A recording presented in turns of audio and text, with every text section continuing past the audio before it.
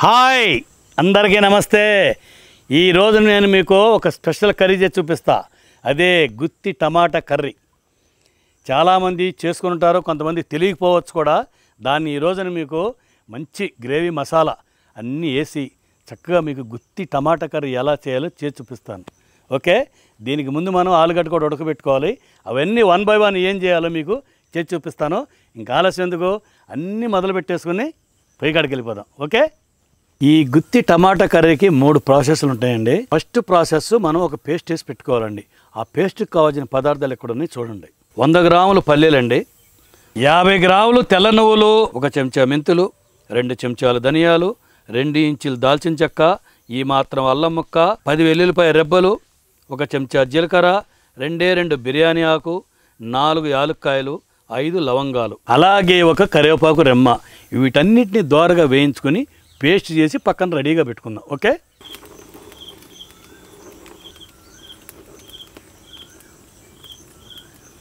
ముందుగా కడాయి పెట్టుకొని పల్లీలు వేయించుకుందాం.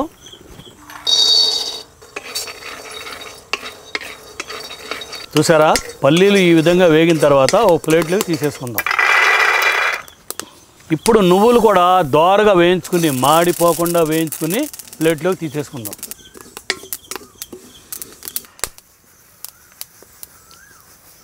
అల్లం వెల్లుల్లి తప్ప మిగతాయి చూపించిన గరం మసాలా దినుసులన్నీ దోరగా వేయించుకుని తీసి ప్లేట్లో వేసేసుకుందాం. మంచి సువాసన వస్తుందండి, అప్పుడు దించేసుకోవాలి.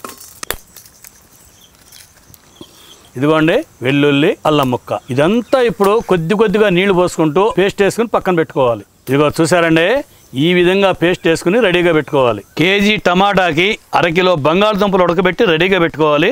అలాగే 2 ఉల్లిపాయలు ఇలా ముక్కలు కోసి పెట్టుకోవాలి. 1 చెంచా అల్లం వెల్లుల్లి పేస్టు, 12 పచ్చిమిరపకాయలు, 4 ఆకులు కరివేపాకు. ఇవండి మన టమాటా స్టఫ్కి కావాల్సిన పదార్థాలు. ఈ బంగాళదుంపల్ని తొక్కదీసి రెడీగా పెట్టుకుని పొయ్యి దగ్గరికి వెళ్ళిపోదాం.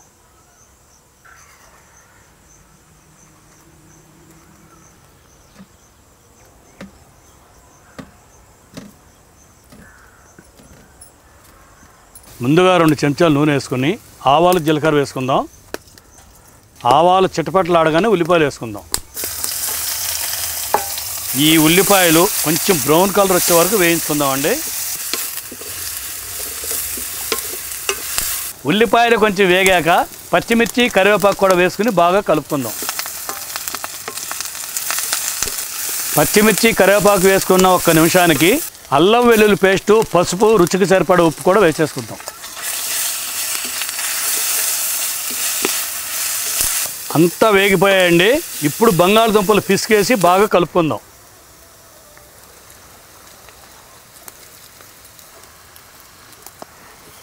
ఇలా అంతా పిసికి వేసుకున్న తర్వాత 2 నిమిషాలు కలుపుకుని దింపేస్తే సరిపోతుందండి. ఇది చల్లారాలండి.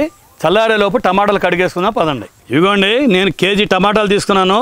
ఇలా అన్నీ ఒకే సైజు కాయలు ఏరుకొని చక్కగా పండుకాయలు కూడా తీసుకుంటే చాలా బాగుంటుంది అన్నమాట. వీటిని ఇప్పుడు శుభ్రంగా కడుక్కుందాం.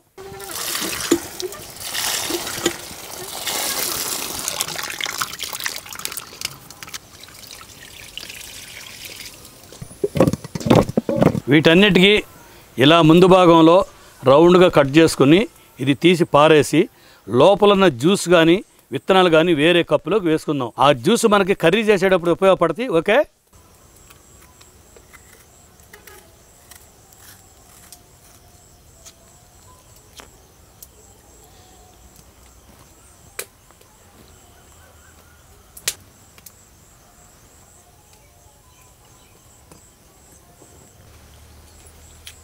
నేను మాత్రం చేతులు శుభ్రంగా కడుక్కొని చేస్తానండి. మీరు కూడా అలాగే చేసుకోండి.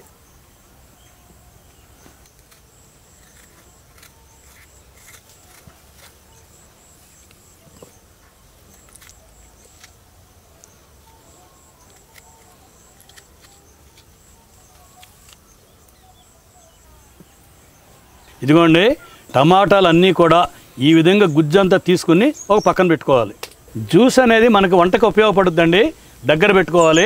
ఇదిగోండి, చిన్న సైజు నిమ్మకాయ అంత చింతపండు కూడా ముందుగానే నానబెట్టేసుకుందాం.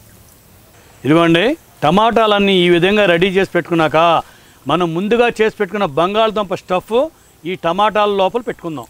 ఈ విధంగా ఈ స్టఫ్ తీసుకొని టమాటా లోపల పూర్తిగా నింపుకొని చక్కగా పక్కన పెట్టుకుందాం. బంగాళదుంప స్టఫ్ కనుక కొంచెం మిగిలిందనుకోండి, మీరు పక్కన పెట్టుకుంటే నంచుకొని తినొచ్చు, బ్రహ్మాండమైన టేస్ట్ ఉంటుంది.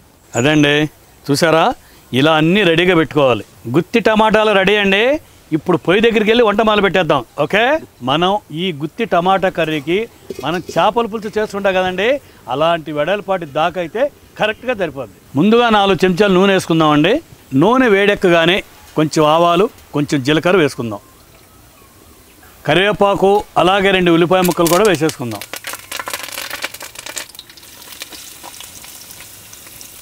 ఈ ఉల్లిపాయ ముక్కలు బాగా బ్రౌన్ కలర్ అయ్యే వరకు వేయించుకోవాలి. ఉల్లిపాయలు ఈ విధంగా వేగాక మనం ముందుగా రెడీ చేసి పెట్టుకున్న పేస్ట్ వేసేసుకుందాం.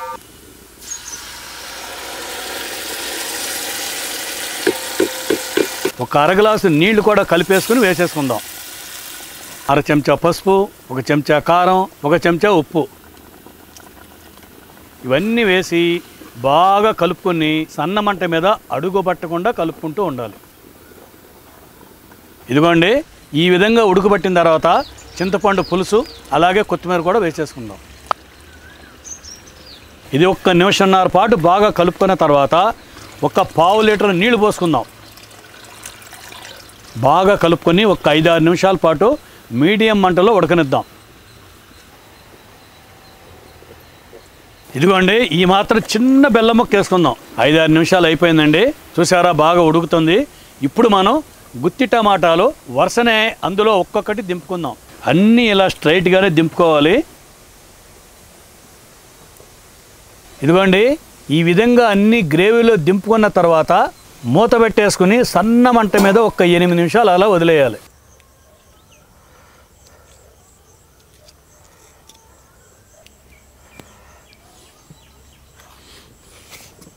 వీటిని ఒక్కసారి గరిటె పెట్టకుండా చేపల కూర తిప్పుతాం చూసా, గిన్నెని అలాగే రౌండ్గా అలా తిప్పుకోవాలి. మనకి గ్రేవీ చిక్కబడే లోపల ఈ టమాటా కాయ కూడా మెత్తబడుద్ది అనమాట. అప్పుడు వరకు సన్న మంట మీద ఉడికించుకుంటూనే ఉండాలి. పొయ్యి మీద పెట్టుకుని ఇంకొక 5-6 నిమిషాల పాటు సన్న మంట మీద ఉడకనిద్దాం. నేను హోటల్లో మాస్టర్గా చేసినప్పుడు ఇలాగ చేసి ఇచ్చేవాళ్ళం అండి, చాలా బాగా సేల్ అయ్యేది. 1 కప్పు నిండా గ్రేవీ వేసి 2 టమాటాలు వేసి ఇస్తే, అబ్బా కమ్మగా ఉంది మాస్టర్ గారు అని లొట్టలేసుకుంటే తినేవాళ్ళు అనమాట. అంత బాగుంటుంది ఇది. ఇదిగో చూసారా, నూనెంతా బాగా పైకి వచ్చింది, టమాటా బాగా మగ్గిపోయింది.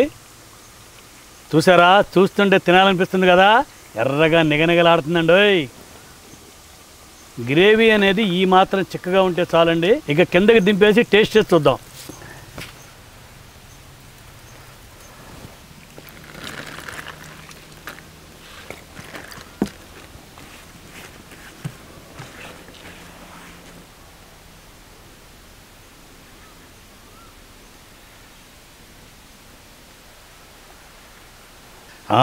టమాటాల ముందు పక్కన పెట్టుకుందామండి.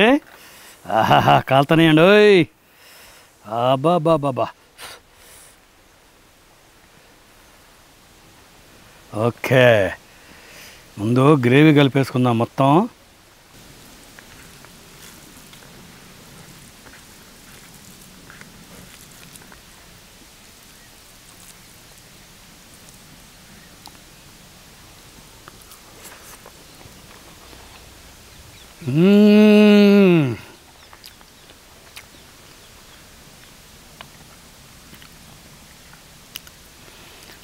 కొంచెం బెల్లం ముక్క వేసాం కదండి, బెల్లం ముక్క, చింతపండు పులుపు, కారం, ఈ పల్లీలు, నువ్వులు ఎన్ని వేసాం కదా, ఇవన్నీ కలగలిసి సమ్మేళనం అయిపోయి బ్రహ్మాండమైన రుచి వచ్చిందండి. చాలా బాగుంది.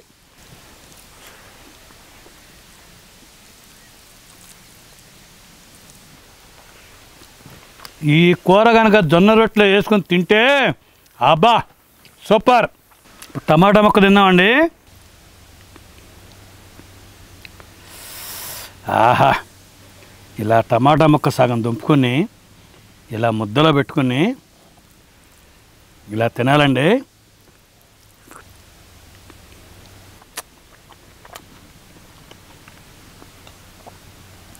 నా సామి రంగా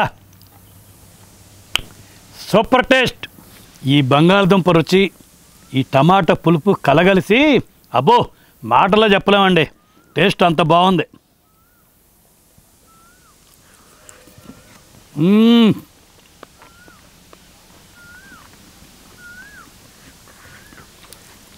గుత్తి టమాటా కర్రీ కనుక ఇలా చేసుకుని తింటే సూపర్గా ఉంటుందండి. లోపల ఆలుగడ్డ ఉంటుంది కదా స్టఫ్, ఇలా ముక్క తెంపుకొని ఒక్కొక్క ముద్దకి ఇలా పెట్టుకుని తినాలండి.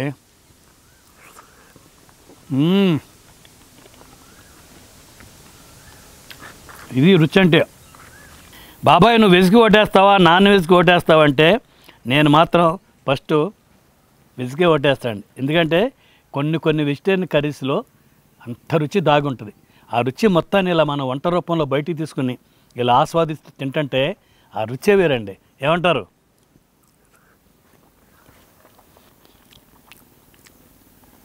ఆహా ఎంత బాగుందండి గ్రేవీ. పిల్లలు మాత్రం ఈ ఒక్క ముద్ద కనుక తింటే ఇంకో ముద్ద పెట్టు, ఇంకో ముద్ద పెట్టు అంటారు. ఏమంటారు? ఇంకో ముద్ద పెట్టు, అమ్మ ఇంకో ముద్ద పెట్టు. చాలా బాగుందంటారు పిల్లలు. అంత బాగుందన్నమాట ఇది.